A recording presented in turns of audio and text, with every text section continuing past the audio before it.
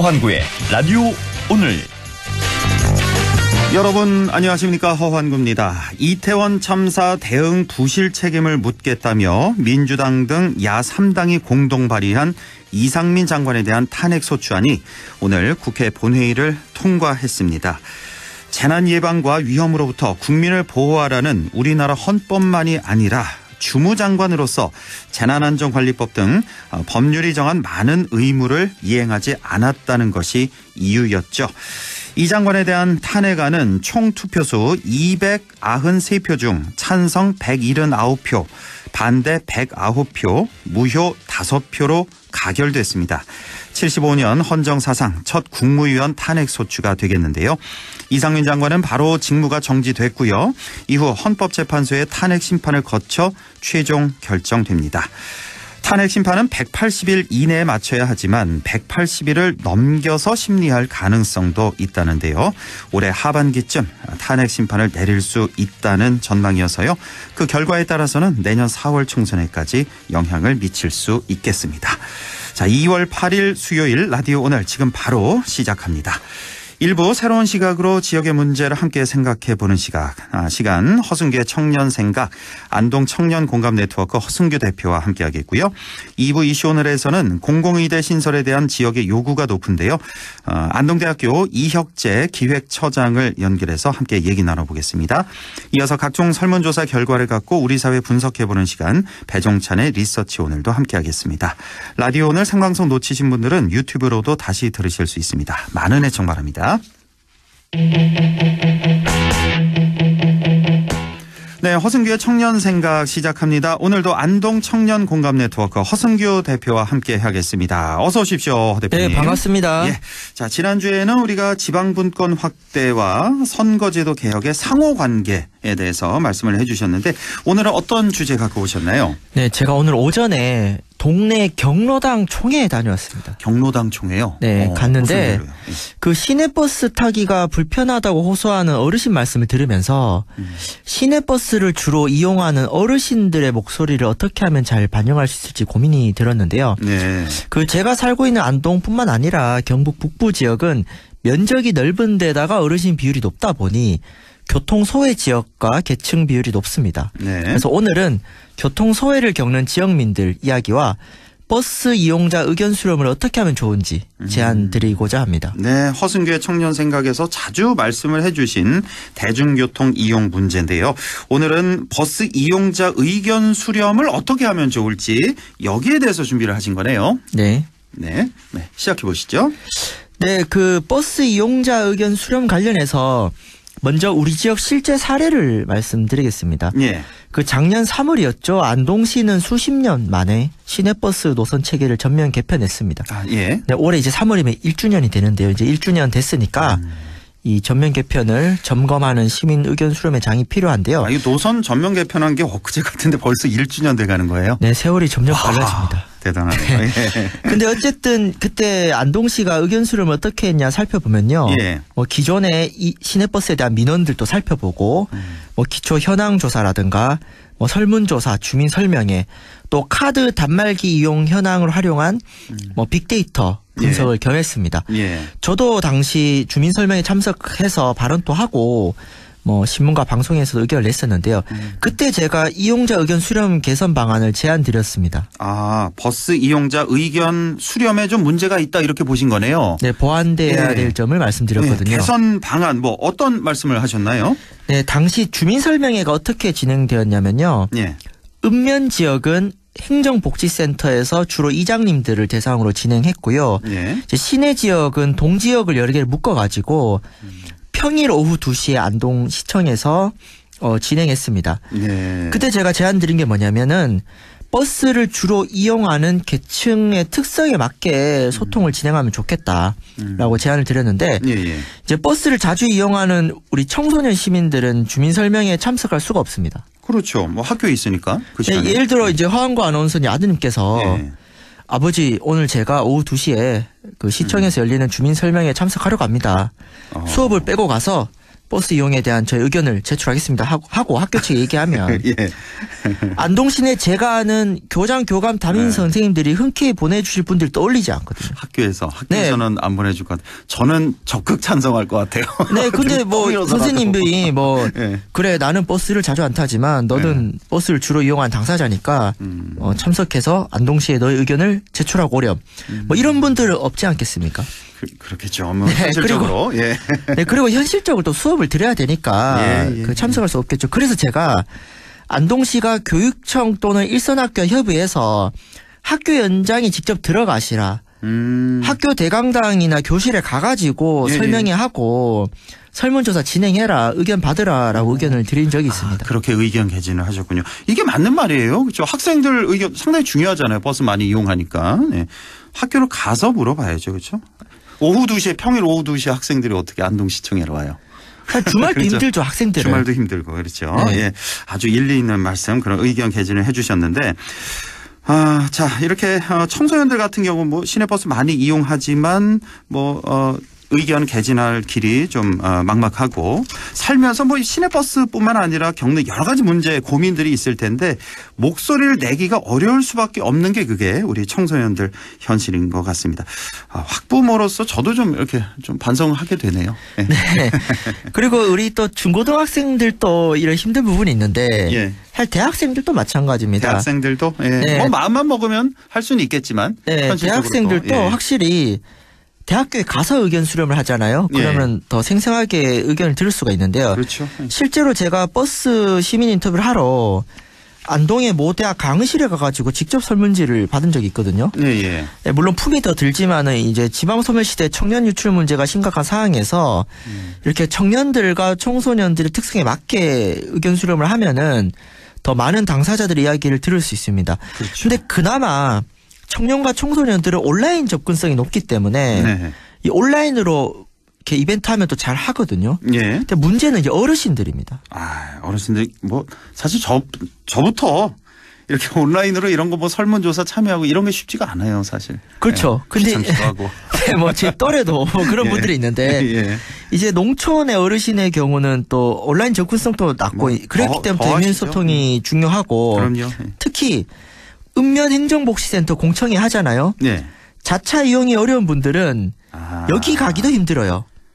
그러니까 면적이 넓은 읍면 지역이라든가 그 다음에 이제 경북 북부 시 지역에 동 지역인데 외곽에 위치한 동이 있어요. 예, 이런 데는 예. 사실 쉽지가 않습니다. 그래서 이런 데는 읍면동 행정복지센터에서 오라고 하는 것도 필요하겠지만 리통 단위 소규모 간담회를 다양하게 해가지고 이렇게 촘촘하게 의견 수렴하는 것이 필요합니다. 사실 그 버스를 주로 이용하시는 어르신들은 누가 태워주지 않으면 동사무소 가기도 쉽지 않거든요. 그럼요. 네, 근데 이제 마을회관이나 동네 경로당은 이제 걸어서 오세요. 그렇죠. 네, 지팡이 짚고 오시고 네. 그렇기 때문에 또 아파트마다 경로당 있지 않습니까? 예. 그래서 이렇게 교통 소외 지역과 계층일수록 촘촘하고 세심한 접근이 필요합니다. 그렇죠. 뭐 자차 이용이 어려운 어르신들의 경우 읍면동 행정복지센터 공청회 이렇게 큰 단위에서 하는 것보다는 리통 단위로 좀 낮은 단계로 해서 소규모 간담회를 해라 이런 말씀이셨네요. 아니면 뭐 경로당까지 이렇게 내려서 뭐 물론 품이 좀 많이 들겠지만 이렇게 하는 게 어떻겠냐라는 말씀이시고 시내버스 문제 말고도 이동이 불편한 교통 약자들의 목소리를 담아내는 일 좀 더 세심하게 신경을 써야겠습니다. 네, 그래서 오늘 제가 강조드리고 싶은 말씀을 한 문장으로 압축하면은 형식이 내용을 결정한다. 형식이 내용을 결정한다. 네, 이게 어떤 민주주의라든가 정치 일반 논리에도 해당되는 말인데요.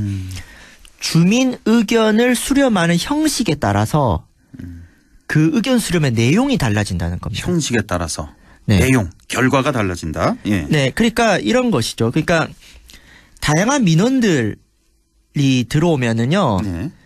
우리가 수평적인 공론장을 만들려고 노력하지 않으면 가만히 내버려 두면은 정책 결정 과정에서 사회 경제적 상층 집단 그러니까 돈이 많거나 힘이 센 사람들의 요구가 우선적으로 반영이 됩니다. 그렇습니다. 예. 이건 뭐 인간사 당연한 거 아니겠습니까? 그렇습니다. 돈이 많고 힘이 센 사람일수록 내 의견을 개진할 수 있는 기회가 많기 때문이죠. 예. 버스 문제가 특히 그런 게요. 버스를 자주 이용하는 교통약자들하고 버스 관련 정책을 결정하는 사람들이 같지가 않습니다. 그렇죠. 그러니까 예. 제가 그 안동시 시내버스 노선 체계 개편 착수 보고에 용역 보고에 4번을 다 참여했습니다. 예. 안동시청에서. 예. 근데 거기에 앉아서 이제 주요 의사 결정하는 분들 중에 버스를 주로 타시는 분들은 많지가 않아요. 아, 오히려 정책 네. 결정하는 사람들이 오히려 실제로는 이용하지 않는 사람들이군요. 물론 본인이 이제 의견 수렴을 잘해오면 되는데 그래서 중요한 것은 이 시내버스 정책 결정 과정이 살아있는 어떤 공론장으로 작용하려면 버스 이용 당사자들 최대한 참여시켜야 되고 네. 참여할 수 없는 이들의 목소리를 어떻게 반영할 것인가.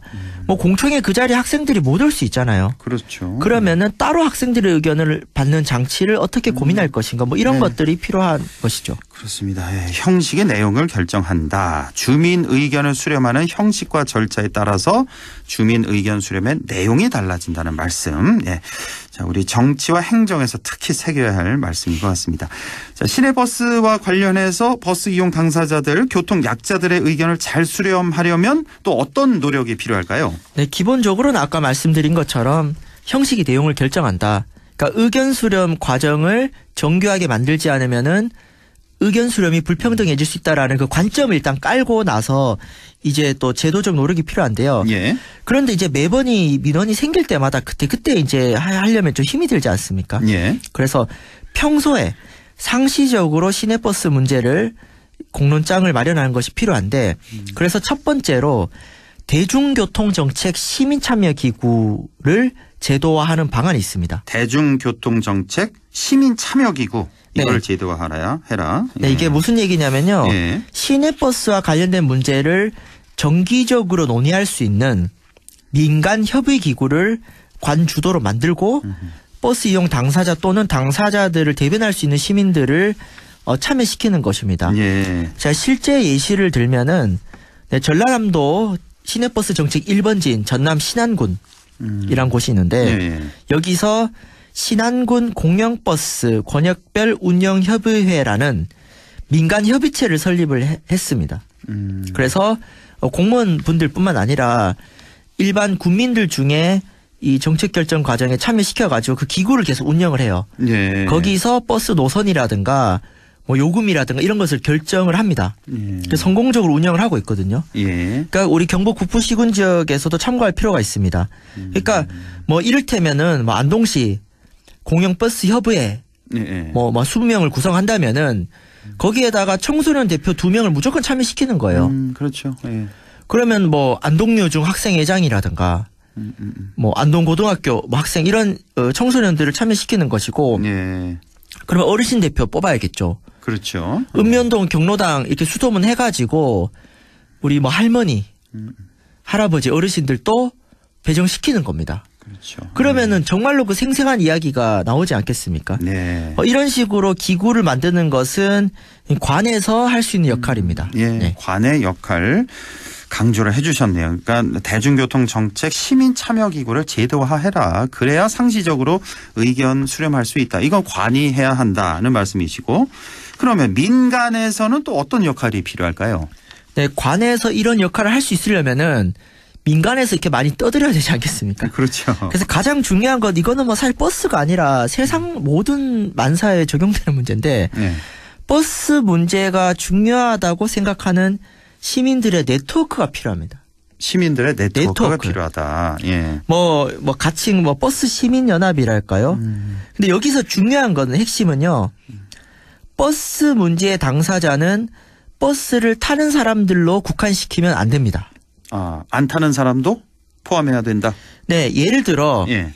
버스를 이용하는 자녀를 둔 학부모 그리고 버스를 이용하는 어르신 부모를 둔 자식들 이분들은 본인들은 버스를 타지 않지만 그렇죠. 버스 문제의 당사자 아니겠습니까? 예. 우리 뭐 중고등학교 교육 문제 당사자 할 때 학부모님들이 중고등학생은 아니잖아요. 그렇죠. 근데 교육의 3주체로 부르지 않습니까? 예. 그래서 버스 문제에 공감하는 시민들이면 누구나 이렇게 가능하다. 당사자라고 해야 이제 이 버스 문제가 넓혀지는 것이고요. 예. 그래서 우리 뭐 옆집 학생이 편리하게 학교 가길 바라고 장날마다 땡볕에서 버스를 기다리는 어르신들이 편안하게 좀 장보길 바라고 뭐 이런 마음이 있는 분들이라면 누구나 가능합니다.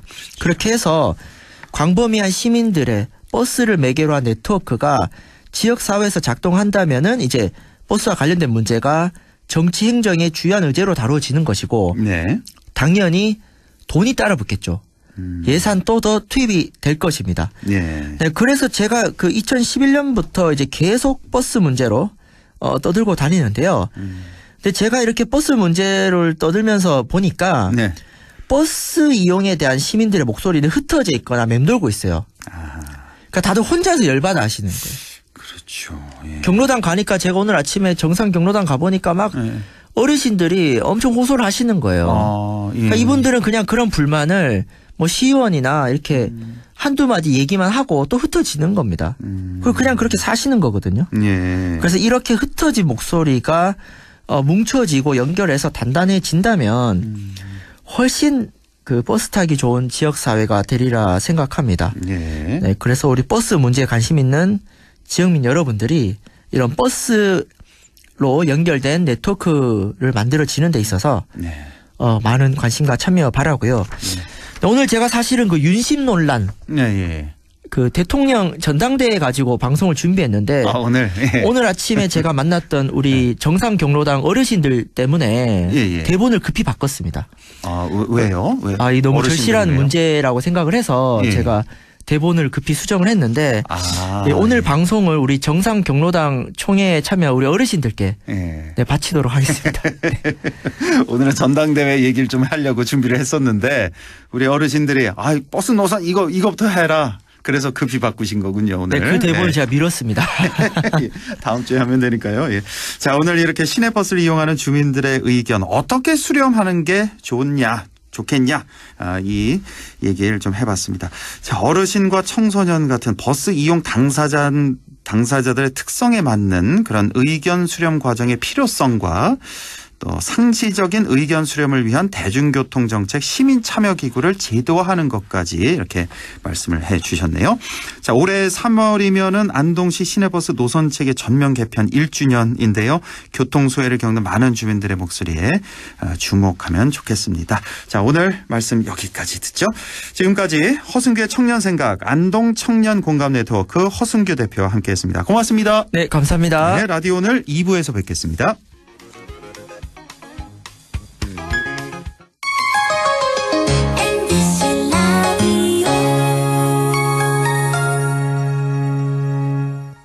가구 살 땐 꼭 한번 가보자. 안동 명품 가구 백화점. 흑표 흑침대, 양성국 갤러리, 금성침대, 한국가죽소파, 장수돌침대. 다양한 브랜드 가구를 한 곳에서 쇼핑할 수 있는 대형 가구 전시장. 안동 명품 가구 백화점. 며느라 밥 했어? 설거지 했어? 쓰레기 버렸어? 청소했어? 빨래했어? 개밥 줬어? 아들 낳았어? 딸 낳았어? 아무것도 안 하고 싶다.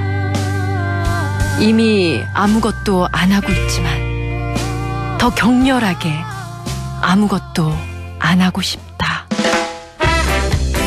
지금은 그냥 라디오만 듣고 싶다. MBC 라디오. MBC 라디오. 라디오 청취자 10명 중 4명이 듣는 방송 국가대표 라디오 MBC 라디오.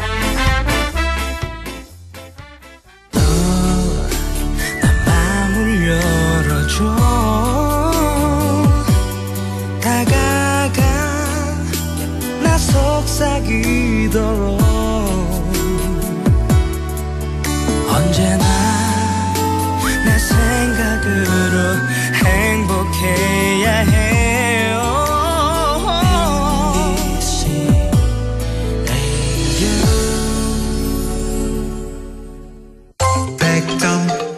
MBC 라디오. 네, 6시 24분 35초 지나고 있네요. 이슈 오늘 시작합니다.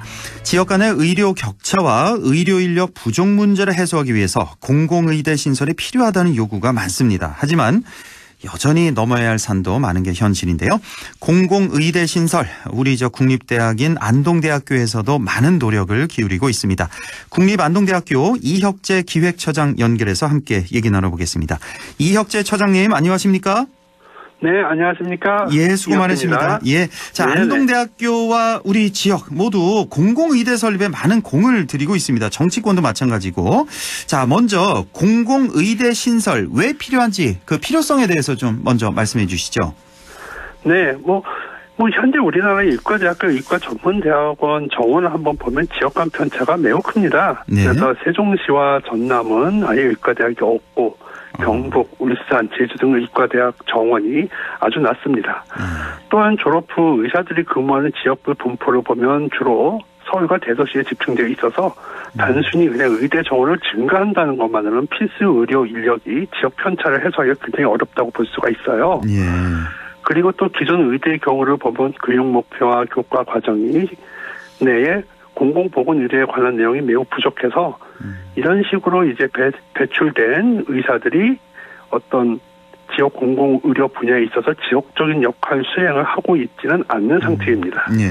그래서 이러한 점들이 복합적으로 있다 보니까 우리가 있는 경북, 특히 북부권에서는 공공보건의료 분야에서 의사를 구하기가 매우 어렵고 이거에 대한 해결책으로서 공공의대의 신설이 꼭 필요하다고 생각합니다. 꼭 필요합니다. 정말. 예. 우리 지역의 의료 현실 얼마나 열악한지 저희 방송에서도 몇 번 다뤄서요.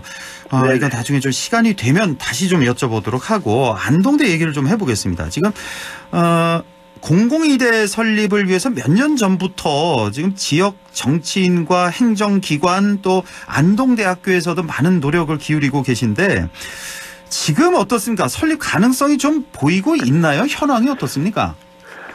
네, 그러니까 처음 공공의대에 관한 논의가 정치권에 시작된 것은 2018년 서남대 의대가 폐지되면서 시작됐다가 2020년에 정부가 의대 정원 확대와 공공병원 설립안이 발표되면서 안동대에서도 그리고 안동시에서 이제 본격적인 의대 설립이 추진되었습니다. 그래서 그해 8월에 안동시에서 공공의대 유치 추진단이 발족하였고 안동대에서는 의과대학 설립 타당성 연구 용역을 시작해서 2021년에 완료가 됐어요. 그리고 또 우리 김영동 의원님께서 공공의대 관련 법안도 발의하셨고요. 그런데 이제 코비드19가 이제 확대됨에 따라서 의대 정원 확대를 논의하기 위해 구성된 의장협의체에서 모든 논의를 코비드19가 안전된 이후까지 보류한다는 결정이 나오면서 활동이 멈춰져 있었습니다. 잘 진행되고 있다가 이 코로나 때문에 멈춘 상태였군요. 네, 2, 3년 동안. 그러다가 이제 올해 코비드19가 안정화에 들어가니까 정부가 다시 의대 정원 확대에 대한 논의를 시작을 하였고요. 현재로서는 어떤 단순한 의대 정원의 증가를 정부 측에서 좀 고려하는 것으로 알려져 있지만 단순한 의대 정원이 증가한다고 해가지고 지역 의료 격차를 해소하는 것은 좀 불가능하기 때문에 공공의대의 설립을 지속적으로 요구할 계획입니다. 일단은 가장 큰 난관은 의대 정원이 증가되느냐 안 되는가 였기 때문에 의대 정원의 증가가 어느 정도 결정되면 저희와 같은 의료 취약 지구에 대한 의대 신설도 충분히 가능하다고 보고 있습니다. 그렇군요. 의대 정원 증가 이것도 물론 중요하지만 여기에 플러스 지역의 공공의대가 설립돼야 된다. 이런 말씀이시네요. 지난 한 2년 3년 코로나 때문에 논의가 지금 멈췄는데 이제 다시 본격적으로 이제 목소리를 내겠다. 이런 말씀이신 것 같습니다. 자, 지난달이었나요? 5개 지역 국립대학들이 모여서 우리나라 권역별로 국립대학교 의과대학 설립 공동포럼을 개최하셨다고 들었습니다.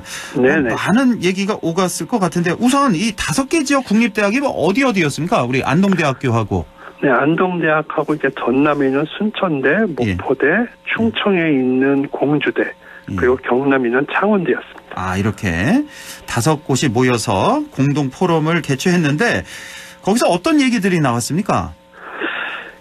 지금까지 각 지역에 있는 지금 말씀드린 여러 국립대학에서 각자 의대 설립 위해서 다양한 노력을 해왔어요. 특히 창원대 같은 경우 30년 전부터 추진해온 것도 있고요. 창원대가.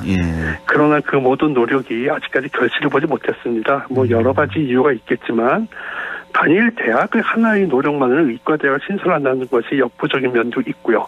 또 그 대학이 아닌 다른 대학들의 견제도 있었다고 봅니다. 그래서 이번에 5개 대학이 함께 힘을 모으는 것은 이러한 과거의 실패를 되풀이하지 말자 해가지고 5개 지역의 국립대와 지자체, 정치권이 힘을 모아서 지역 내 국립의대를 설립하자는 대명제에 대해서 한 목소리를 내려는 노력입니다. 아무래도 여러 지역에서 같은 요구가 지속적으로 들어갈 때 그 영향력이 좀 더 커질 것 같고요.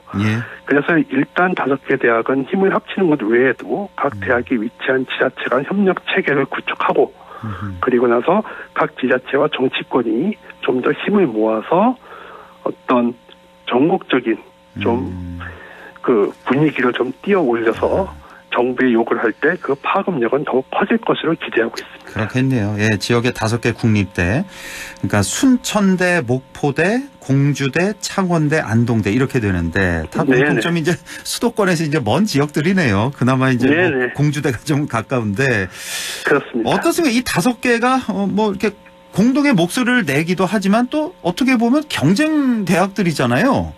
어떻게 보면. 우리 안동대가 좀 어떻습니까? 이 5개 학교 중에서 좀 가깝습니까? 어떻습니까?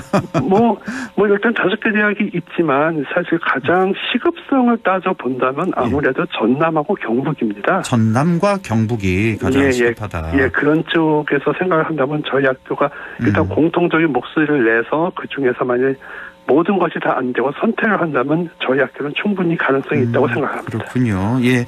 자, 공동 건의문도 채택하셨다고 들었습니다. 이제 이거를 이제 교육부와 보건복지부에 제출하신다고 하는데 뭐 어떤 내용들입니까?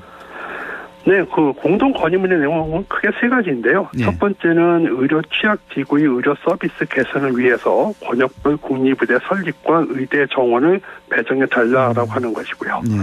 두 번째는 의료 취약지구 내에 설립된 국립의대가 지역 내 의대를 선발하여 지역에 정착시킬 수 있는 제도를 위해서 지역 공공의료 인력 육성 시스템을 구축해 달라는 것입니다. 아무래도 지역 내 인재를 우선 선발하고 이들을 일정 기간 동안 지원에 정주시키기 위해서는 이를 위한 어떤 법령들이 새로 마련돼야 될 필요가 있거든요. 그렇겠네요. 그리고 마지막으로는 지역의 국립의과대학과 부속병원 설립을 위해서 재정이 필요한데 이를 위한 국가적 지원을 건의하였습니다. 현재 보건복지부와 협의를 통해 가지고 일정을 맞추어서 5개 각 대학 총장님께서 직접 건의문을 보건복지부에 제출할 예정입니다. 그렇군요. 뭐 핵심 3가지 말씀을 해주셨는데 권역별로 국립의대 설립하자, 그리고 의대 정원을 배정하자, 새롭게 설립해서 이게 첫 번째고, 두 번째는 그 지역에서 의료 인력을 뽑자는 거죠. 그리고 어느 정도 기간 그렇습니다. 동안은 그 의료 인력을 정착시키자, 그 지역에. 바로 졸업하고 다른 지역으로 가지 못하게 그렇게 하자는 거고, 마지막으로는 이제 재정이 중요한 거니까 이제 국가적으로 지원을 해달라, 이렇게 크게 3가지 공동 건의문을 채택을 하셨고요. 자, 지금 안동대학교의 공공의대 설립에 가장 걸림돌이 되는 부분은 뭐라고 보십니까? 뭐 지역 내에서 걸림돌은 사실 크게 없습니다. 그런데 아무래도 전국적으로 볼 때 의정협의체에서 어느 정도 의대 정원 확충에 대한 결과가 먼저 나와야 되겠죠. 의대 정원 확충이 1단계군요. 이 의대 정원이 지금 한 몇십 년 동안 그대로죠? 한 20년인가요? 제 기억에 20년, 30년 된 것 같은데. 그대로가 아니라 사실 의학 분업이 일어날 때 그때 줄었습니다. 오히려 줄었어요? 그래가지고 오히려 줄어진 상태이고요. 그래서 현재 정부 측에서 한 1,000명 이상의 정원 증가를 생각하고는 있는데 협의가 잘 되어야 될 거고요. 또 하나는 지금 정부에서 생각하고 있는 기존에 있는 의대만의 정원을 늘리려고 하면 사실 그것으로 지역의 격차는 해소가 불가능합니다. 그래서 이러한 점을 부각시켜서 지역을 위한 지역 국립대의 의대가 꼭 필요하다는 인식을 심어주어야 됩니다. 신설이 필요하다, 지역에. 특히나 모든 논의가 수도권에서 수도권을 중심으로 이루어지기 때문에 지역의 현실에 대한 파악이 좀 부족해요. 그렇죠. 그래서 5개 대학과 지역이 힘을 합쳐 노력해야 하는 이유가 아마 여기에 있지 않나 이렇게 생각합니다. 의대 정원 확충해야 된다. 지금 정부 측에서 뭐 1,000명 이상 이 정도 뭐 생각하고 있다고 하는데, 제 기억으로는 의대 정원이 한 3,000명 안팎이죠, 지금. 3,000명 안팎인데 이걸 한 4,000명 선까지 이 정도는 생각하고 있는데, 하지만 지금 의대가 있는 곳에 정원을 늘리는 건 아무 의미 없다. 오히려 지역 불균형을 더 강화시킬 수가 있겠네요. 더 악화시킬 수가 있는 거니까. 네, 뭐 지금까지 추세가 그러니까요. 그렇습니다. 그래서 꼭 지역의 의료 취약지에 그 의대 신설을 해서 정원을 늘려야 된다. 예, 이게 골자가 되겠군요. 자, 이제 마지막 질문이 되겠는데 공공의대 설립을 위해서 향후 어떤 노력이 필요할까요? 이제 시작입니다. 아직 갈 길이 멉니다. 그러니까 첫 번째로 국가적으로는 의정협의체에서 어떤 결론이 도출되는가 하는 점은 사실 우리가 손댈 수 없는 영역이지만 이래서 각 대학, 지자체에서는 끊임없이 목소리를 내는 노력이 필요할 거예요. 국민과 지역민이 공공의대의 필요성을 알 수 있도록 지속적인 홍보를 통해서 지역의 공공의대를 좀 공론화시킬 필요가 있습니다. 특히나 대학에서는 먼저 대학 나름의 의대 설립을 위한 교과 과정, 특화 분야, 인프라 구축에 대한 로드맵을 완비해서 언제라도 시작할 수 있는 준비를 갖추어야 할 것이고요. 지자체에서는 의대 설립을 위한 부지, 재정 지원을 할 수 있는 조례를 만드는 등 어떤 후방 지원에 대한 역할을 수행하면서 지역 주민의 의견을 모아서 전달하는 노력이 필요하지 않나 싶습니다. 특히나 정치권에서는 중앙 정부에 대한 의대 설립에 대한 타당성을 알려주고 공공의대에 관한 법령 지정 등을 하나로 통일해서 법제화하는 노력이 필요합니다. 그리고 그 무엇보다도 우리 지역의 공공의대가 설립되면 우리 지역민의 건강권이 확보된다는 의식을 우리 지역 주민 모두께서 아시고 관심을 주신다면 안동대 그리고 안동시 경북 북부권의 공공의대와 공공목적의 종합병원이 설립되는데 가장 큰 힘이 되지 않을까 이렇게 생각합니다. 예, 알겠습니다. 우리 지역민들 또 지자체 또 정치권에서도 함께 공동 노력해야 된다는 말씀 잘 들었습니다. 지금까지 국립안동대학교 이혁재 기획처장과 말씀 나눠봤습니다. 처장님 고맙습니다. 네, 좋은 밤 되세요. 네.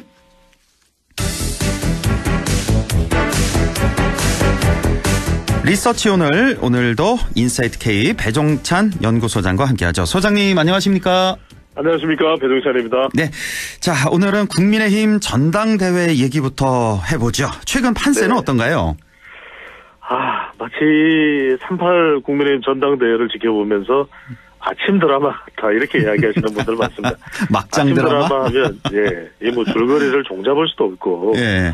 이렇게 짧은 기간 동안 이렇게 많은 이야기들을 만들어내는 물론 기사거리가 많아져서 좋아질지 어떨지는 모르겠습니다만 정말 종잡을 수가 없습니다.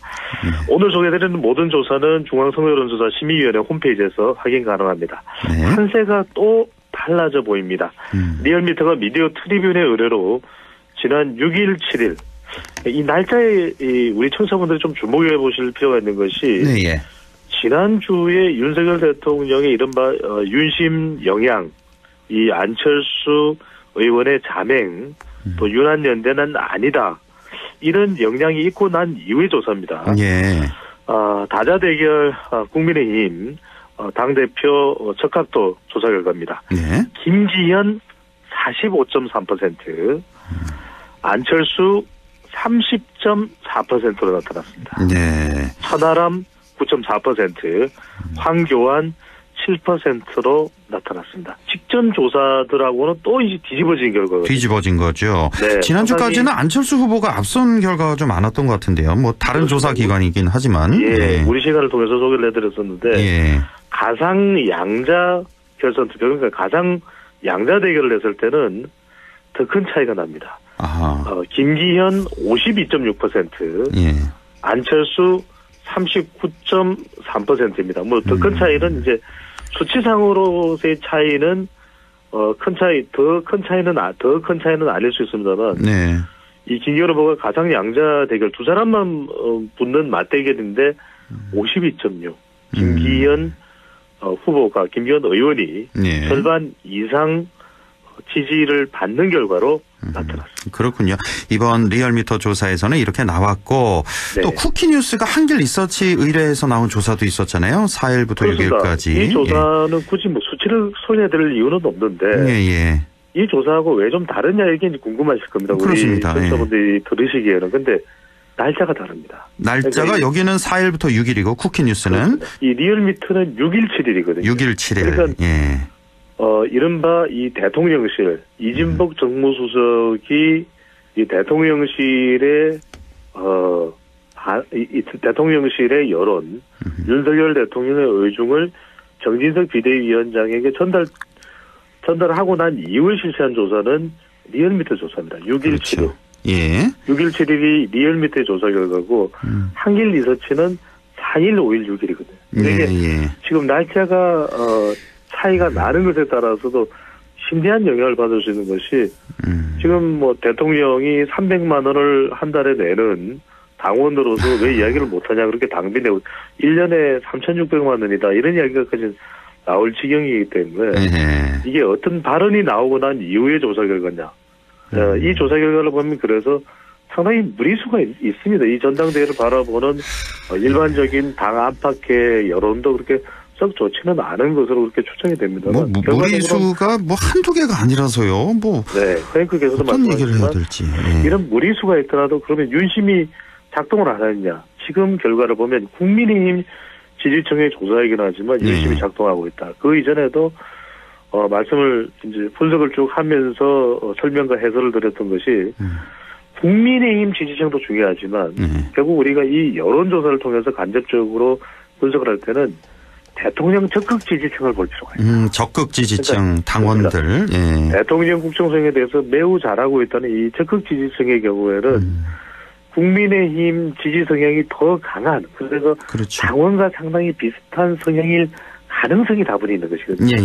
이들은 안철수 의원이 국민의힘 지지층에서 앞서고 있을 때도 이 대통령 적극 지지층은 김기현이 앞서거나 김기현이 그리고 또 상당히 팽팽한 그런 경쟁력을 보이는 결과로 나왔다는 것이거든요. 지금 또 우리 회원님께서 당연히 뭐 물어보실 것 같은데 이 나경원 전 의원이 서울의 한 식당에서 만나서 결국 김기현 의원과 손잡는 모습은 나경원 전 의원이 이건 뭐 우리 안 봐도 비디오 안 들어도 오디오인데 결국 김기현 의원의 힘을 실어준 것으로 해석할 수밖에 없을 것으로 보이고 이것이 이제 나경원 전 의원 지지층이 김기현 의원의 옮겨가는 가고 아니고를 떠나서 윤심이 결국 작동을 하고 있다.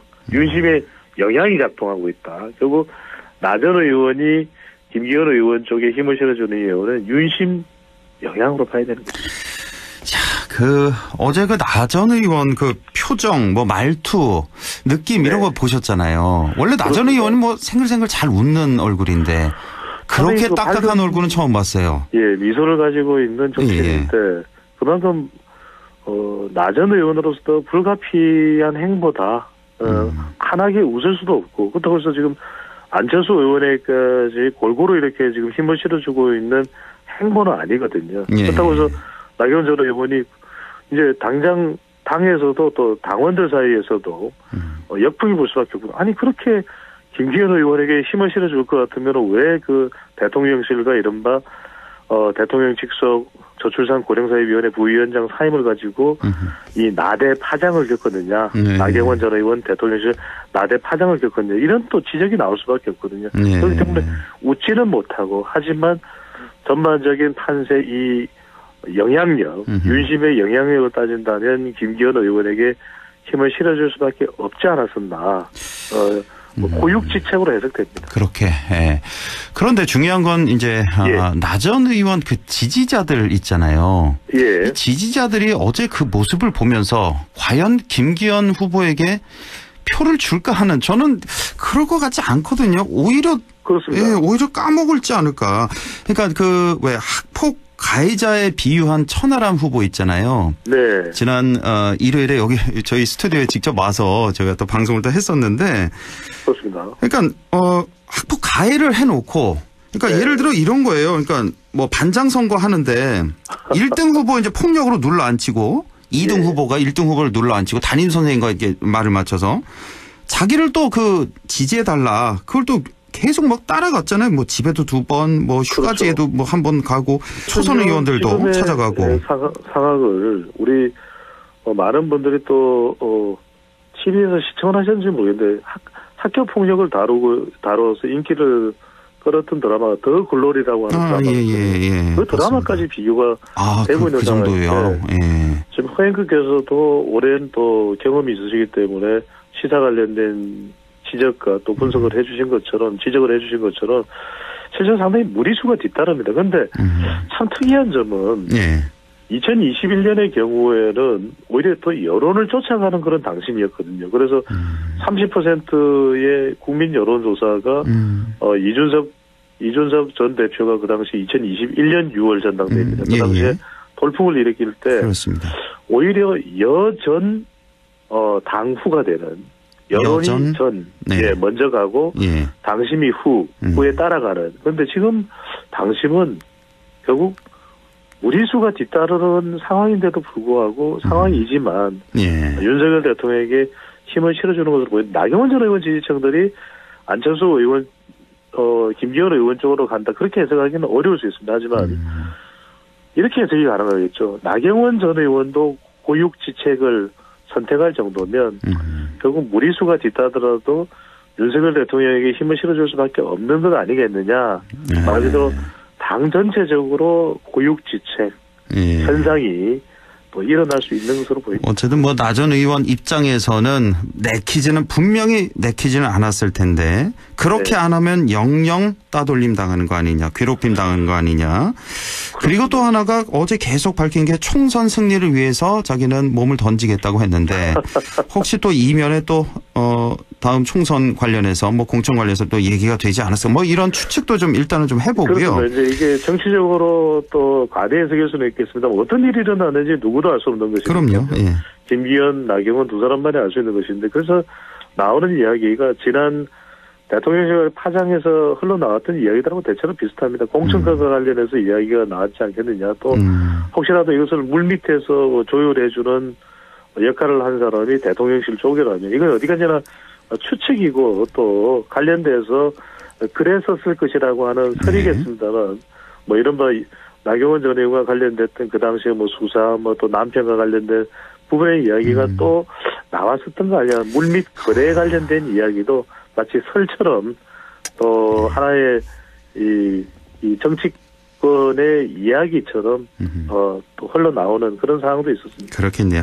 제가 배종차 선생님이랑 함께 얘기 나눴다 몇 주 전에, 그 당시 이제 나경원 의원 주저앉힐 때 얘기했었는데, 자, 이준석 다음에 유승민, 다음에 나경원 앉히고, 그러면 만약에 제가 이렇게 여쭤봤잖아요. 안철수 의원 지지도가 또 뭐 1등 또 위협적이다 그러면 안철수 의원 앉힐 거 아니겠냐? 제가 이렇게 물어봤었던 기억이 있는데. 기억납니다. 지금 딱 그 현상이 나오고 있습니다. 뭐 안철수 의원을 두고 색깔론을 씌우고요. 뭐 신영복 얘기 나오고 사드 얘기 나오고 종북 문제 나오고 종북몰이 나오고 윤한 연대를 또 직접적으로 부정을 하고 대선에서 도움이 안 됐다 이거예요. 또 게다가 안철수 의원이 대선에 도움이 안 됐다. 예. 대통령 당선 직후에 안철수 의원에게 이 국무총리 보건복지부 장관까지 제안을 했었다라는 이야기까지도 나올 정도거든요. 그래서 또 그때 인사 관련해서 약간의 또 마찰도 있었겠죠. 그래서 한 12시간 정도 인수위에 나가지 않았던 것에 대해서 근무 태만이었다. 뭐 그런 이야기도 대통령실과 윤핵관으로부터 흘러나왔는데 이게 다 이제 지지율이 앞서다 보니까 우리 시간을 통해서도 제가 분석해드렸지만 이 전당대회는 그러니까 기승전 윤심입니다. 그래서 대통령이 사실상 또 윤핵관이 공천권이나 국정 운영에서 주도권을 꽉 쥘 수 있는 당대표라야 된다는 것이 명확하고 또 일관된 메시지라고 봐야 되겠죠. 물론 이 부분에 대해서 제가 거듭 분석상 말씀드린 거, 분석 차원에서 말씀드린 건 무리수가 일어나지만 참 이게 특이한 점은 2년여 전에 전당대회에서는 이래서는 안 된다, 당을 바꿔야 된다라는 민심과 닮은 당심이었다면 지금은 윤심과 닮은 당심이 작동되고 있다는 것을 또 확인할 수가 있습니다. 민심은 완전히 좀 동떨어진 그런 게 조사가 여러 군데서 이제 나오고 있으니까요. 네. 자, 이렇게 되면 안철수 의원이 뭐 앞으로는 뭐 윤핵관, 뭐 윤한연대 얘기 안 쓰겠습니다 하면서 꼬리 내리고 있고 뭐 철수하는 거 아니야 이런 얘기까지도 또 나오고 있고 본인은 이제 부정을 했습니다만. 자, 그러면 안철수 의원 만약에도 이렇게 또 가라앉혀지면은 다음 변수는 이제 천하람 위원장이란 말이에요. 그렇습니다. 자, 천하람 위원장 또 타깃이 되는 거 아니냐. 만약에 지지율이 이렇게 오른다면 지금 상당한 변수가 되고 있는 것 같습니다.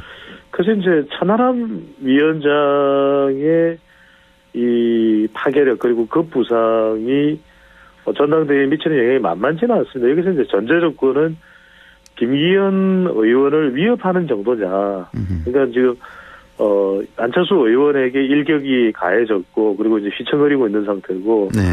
천하람 위원장의 돌풍은 천돌풍, 이른바 천하바람 이게 이제 나오고는 있습니다만 김기현 의원을 꺾을 정도 수준은 아니라고 판단하겠죠. 현재는 안철수 아니죠, 의원도 현재는. 예, 현재로서는 그렇습니다. 물론 뭐 앞으로 어떻게 될지는 모르겠습니다만 천하람 위원장이 천하람 후보가 김기현 의원을 위협하고 지지율이 뭐 가상 양자 대결에서 더 높게 나온다면 글쎄 우리가 그동안 쭉 지켜왔던 대로 이른바 윤핵관 또 윤심의 이 저지 또 윤심의 개입 또 천하람 위원장을 향한 위협 이준석 전 대표와 연관된 연결고리에 대한 타격 일격 일어날 거라고 봐야 되지 않겠습니까? 그런데 그렇게 예상하기는 뭐 일반적인 우리의 판세 예상으로 전망 분석을 온다면 그렇지는 않을 테니까 자칫 이제 천하람 위원장의 천하람 후보의 속성은 이준석 전 대표와도 연관되어 있지만 또 MZ세대 여성 수도권의 이 당심하고도 또 연결되어 있는 부분도 있습니다. 물론 이제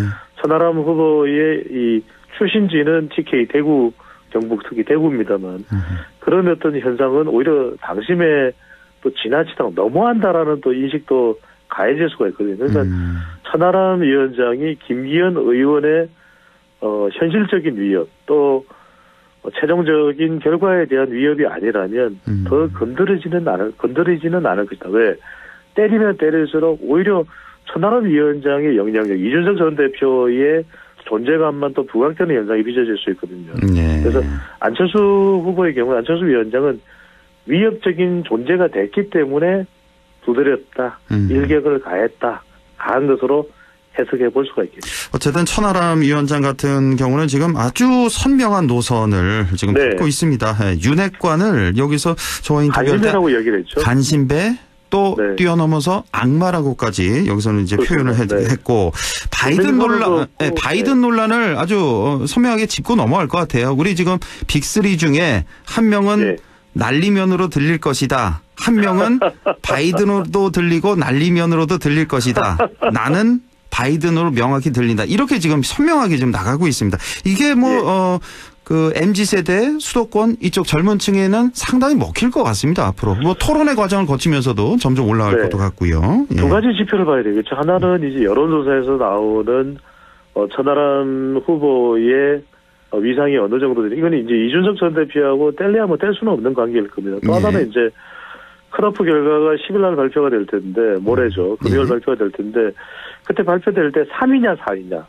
3위가 된다면 이준석 전 대표의 영향력 그리고 이를 대리하는 천하람 후보의 앞으로의 급부상 또 결선 투표가 있다면 결선 투표의 영향 여기까지도 상당히 점쳐질 수가 있을 테고 특히 저는 중요한 것이 이 또 3위가 된다는 걸 가정할 때 그 표가 어느 정도 나오느냐. 이준석 전 대표의 영향력은 보통 한 10에서 맥시멈 최대치 한 15% 정도 이야기를 했거든요.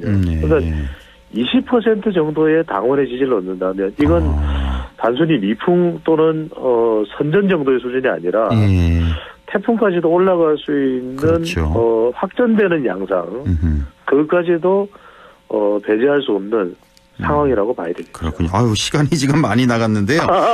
가만있어 대통령 지지율 추세만 확인하고 갈까요? 잠깐 한 1분 정도로? 네네, 간단하게 정리드리겠습니다. RN서치가 뉴스핌의 의뢰를 받아서 지난 5일과 6일 실시한 조사 결과였는데요. 대통령의 지지율이 꺾였습니다. 30%대 후반 내지 자동응답 조사에서는 40%대 초반까지도 최근 나왔었는데 윤석열 대통령 긍정평가 35.7%로 나타났습니다. 부정. 직전 조사보다는 3.4%포인트 하락했는데 많이 대통령의 지지율이 이렇게 꺾일 때는 외부 요인 아닙니다. 내부 요인 바로 국힘 전당대회 파장이 대통령 지지율에 가장 큰 타격을 준 것으로 해석됩니다. 여기에 뭐 난방비도 좀 있을 것 같고 부정은 얼마나 나왔나요?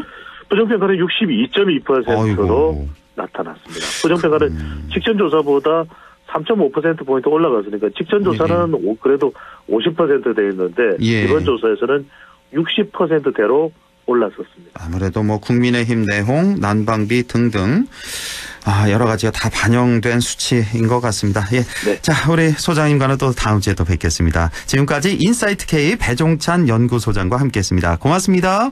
감사합니다.